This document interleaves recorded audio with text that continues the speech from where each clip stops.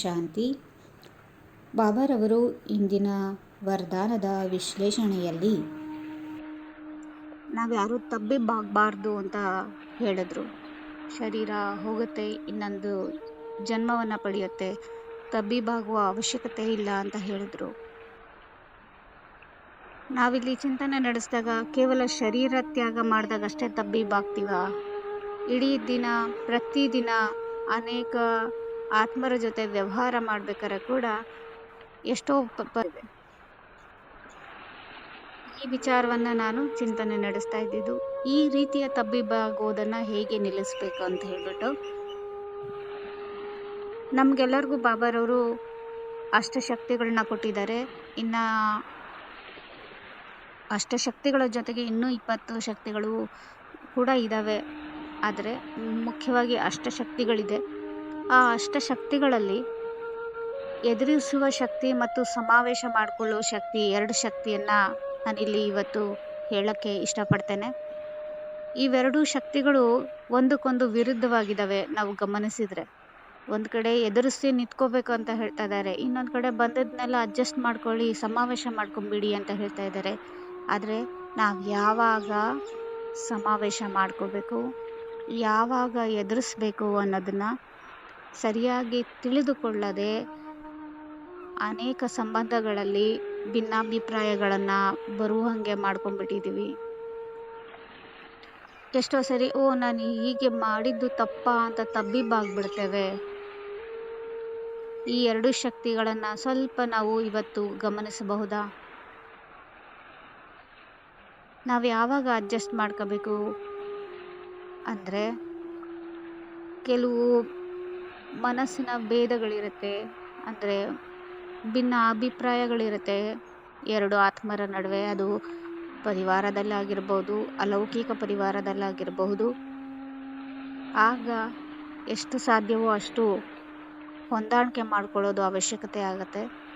ಇಲ್ಲಿ ಹೊಂದಾಣಿಕೆ ಮಾಡ್ಕೊಳ್ಳೋದು ಅಂದರೆ ಕೇವಲ ಬಾಹ್ಯ ರೂಪದಲ್ಲಿ ಅಲ್ಲ, ಆದರೆ ಆಂತರಿಕವಾಗಿಯೂ ಕೂಡ ನಾವು ಅದಕ್ಕೆ ಅಡ್ಜಸ್ಟ್ ಆಗಬೇಕು. ಅಂದರೆ ಅವರನ್ನು ಹೇಗಿದ್ದಾರೋ ಹಾಗೆಯೇ ಸ್ವೀಕಾರ ಮಾಡಬೇಕು.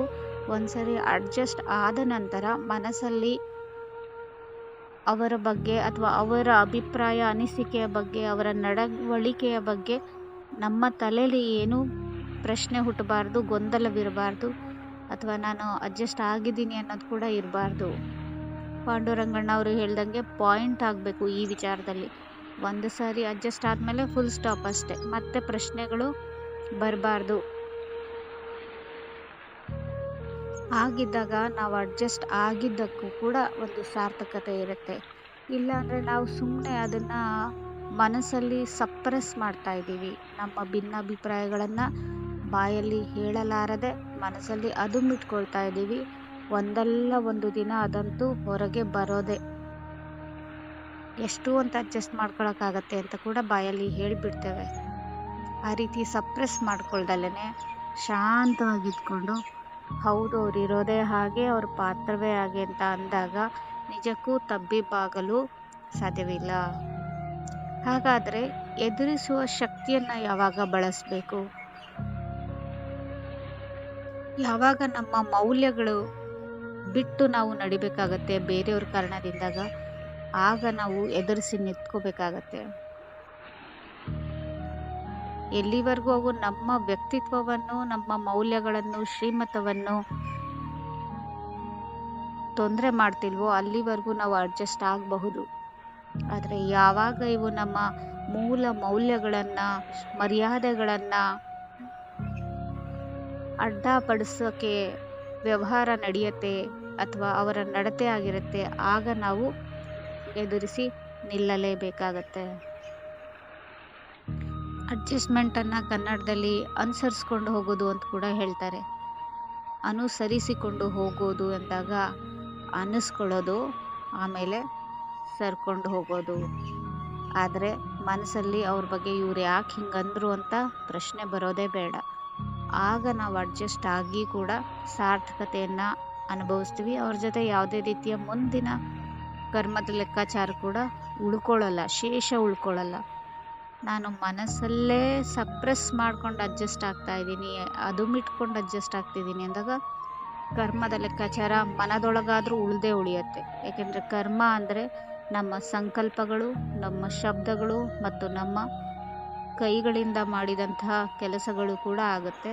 ನಾವು ಮನಸ್ಸಲ್ಲಿ ಸಂಕಲ್ಪಗಳನ್ನು ಸಪ್ರೆಸ್ ಅನ್ನೋ ಅಥವಾ ಬೇಜಾರಿನ ಸಂಕಲ್ಪಗಳು ಎದುರಿಗಿರೋ ವ್ಯಕ್ತಿ ಬಗ್ಗೆ ಮಾಡಿದ್ರೂ ಕೂಡ ಅದು ಕೂಡ ಕರ್ಮ ಆಗುತ್ತೆ. ಸೊ ಎದುರಿಗಿರೋ ವ್ಯಕ್ತಿ ಜೊತೆ ಕರ್ಮದ ಲೆಕ್ಕಾಚಾರ ಇದರಿಂದಾಗಿ ಅಂತ್ಯಗೊಳ್ಳಲ್ಲ ಮತ್ತು ಶೇಷವಾಗಿ ಉಳ್ಕೊಂಡ್ಬಿಡುತ್ತೆ.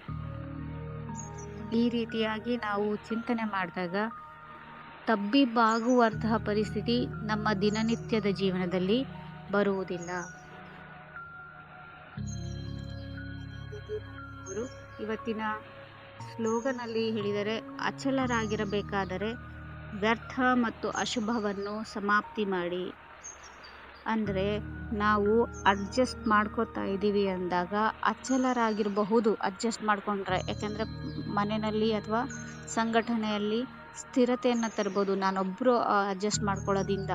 ಆದರೆ ಯಾವಾಗ ಇದು ವರ್ಕ್ ಆಗುತ್ತೆ ಅಂದಾಗ ನನ್ನ ಸಂಕಲ್ಪದಲ್ಲಿ ವ್ಯರ್ಥ ಮತ್ತು ಅಶುಭ ಇರಬಾರ್ದು. ಹೊರಗಿಂದ ಅಡ್ಜಸ್ಟ್ ಮಾಡ್ಕೊಳೋದಲ್ಲ, ಒಳಗಿಂದ ಅಡ್ಜಸ್ಟ್ ಮಾಡ್ಕೋಬೇಕು. ಆಗ ನಾವು ಅಚಲರಾಗಿರಬಹುದು, ಆಗ ನಮ್ಮ ಸಂಘಟನೆ ಗಟ್ಟಿಯಾಗಿರ್ಬೋದು. ಈ ರೀತಿಯಾಗಿ ನಾನು ವರದಾನ ಮತ್ತು ಸ್ಲೋಗನ್ ಎರಡನ್ನು ಇವತ್ತು ಚಿಂತನೆ ನಡೆಸಿ ನಿಮ್ಮ ಮುಂದೆ ಪ್ರಸ್ತುತಪಡಿಸಿದ್ದೇನೆ. ಓಂ ಶಾಂತಿ.